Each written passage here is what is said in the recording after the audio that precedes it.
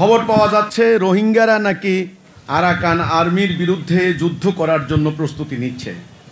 এই ঘটনা সত্য হলে বাংলাদেশের জন্য তা কোনো বিপদ ডেকে আনবে কিনা এবং রোহিঙ্গারা আরাকান আর্মির বিরুদ্ধে যুদ্ধ করে জয়ী হতে পারবে কিনা আপনার কি মনে হয়? দেখেন, আজকে রাখাইন রাজ্যের মুসলমানদেরকে আরাকানি মুসলমান বলা হয়। এদের শত শত বছরের পুরনো বাপদাদার ভিটে বাড়ি থেকে এদেরকে উচ্ছেদ করে দিয়েছে।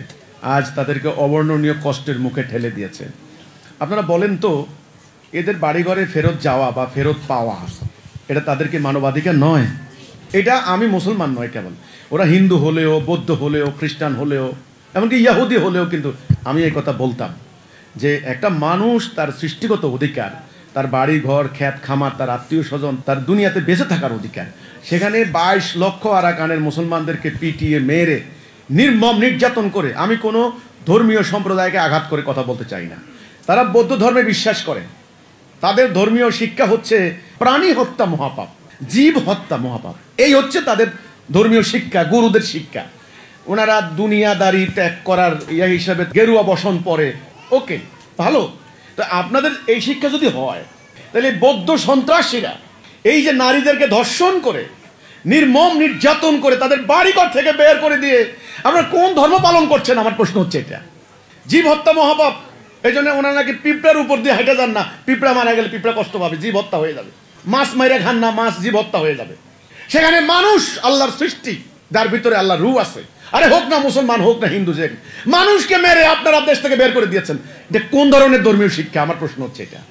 তা আজকে সেখানে যে আরাকান আর্মি নামক যে সংগঠন, তাদের সংখ্যা ছিল গত বছর আমি দেখলাম 10,000, এবারের সংখ্যা বেড়ে হয়েছে 40,000। তারা অলরেডি পাশ্চাত্যদের, পশ্চিমাদের সহযোগিতা পাচ্ছে, যেটা আপনারা যারা জানেন। অলরেডি জাতিসংঘ থেকে প্রস্তাব দেওয়া হয়েছে আমাদের বাংলাদেশে একটা করিডোর দেওয়ার জন্য, হিউম্যানিটেরিয়ান প্যাসেজ বলা হয়, করিডোর দিয়ে ওদের কাছে সাহায্য পাঠানো হবে, মানে মানবিক সাহায্য, খাবার টাবার, ওষুধপত্র ইত্যাদি। এই যে ব্যাপারগুলো বলা হচ্ছে, আসলে কি হিউম্যানিটেরিয়ান এইড পাঠানো হবে? নো, আমরা তো জানি তারা এই মানবিক সাহায্যের নামে অস্ত্র শস্ত্র গোলাবারুদ পাঠায়। এটাই হলো আমার কথাটা এখানে। কাজেই আমার কথা হচ্ছে, ভাই দেখেন, বাস্তবতায় আসেন। রোহিঙ্গা মুসলমানদের তাদের বাড়ি ঘরে ফেরত যাওয়ার এখতিয়ার, অধিকার, মানবাধিকার রয়েছে। এখন কথা হচ্ছে, এখানে বিভিন্ন সশস্ত্র সংগঠন তৈরি হচ্ছে, যদি হয়ে থাকে তাহলে আমি বলবো তাদেরকে এই ধরনের সশস্ত্র যুদ্ধের দিকে ঠেলে দেওয়ার জন্য জাতিসংঘ সহ বিশ্ব সম্প্রদায় দায়ী। কেন? পাশে এত বড় চীন, পাশে হলো মালয়েশিয়া, এর পাশে হলো থাইল্যান্ড, এত বড় ইন্ডিয়া, এসব সরকার এদেরকে বলতে পারে না এদের বাড়ি ঘরে যাও তোমরা? কেউ বলবে না। আমি বলি সোজা উত্তর, মুসলমানদের জন্য কারো কোনো শক্তি নাই আল্লাহ ছাড়া। এখন এখানে আপনারা প্রশ্ন করলেন যে বাংলাদেশের জন্য কোনো বিপদ ডেকে আনবে কিনা। হ্যাঁ, আনতে পারে, বাংলাদেশের জন্য বিপদ ডেকে আনতে পারে। এই উসিলা ধরে আরাকান আর্মি বাংলাদেশের উপর হামলা চালাতে পারে। এটাই তো যুদ্ধ খেলা হচ্ছে নাকি? না হলে তাদেরকে পিটিয়ে তাদের ঘর থেকে বের করে দেওয়ার উদ্দেশ্য কি? একটা মাস্টার প্ল্যান আছে না?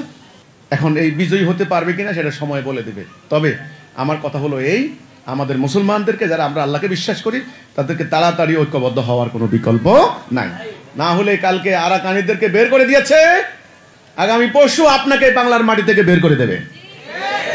এটা বলতে পারেন আল্লাহর হুকুম অমান্য করার শাস্তি আছে, আরটা হলো জাগতিক কারণ, দুনিয়ার এই যে নিজেরা মারামারি, অনৈক্য, হানাহানি করা, স্বার্থপরতার কারণ। এই দুটো কারণ থাকতে পারে।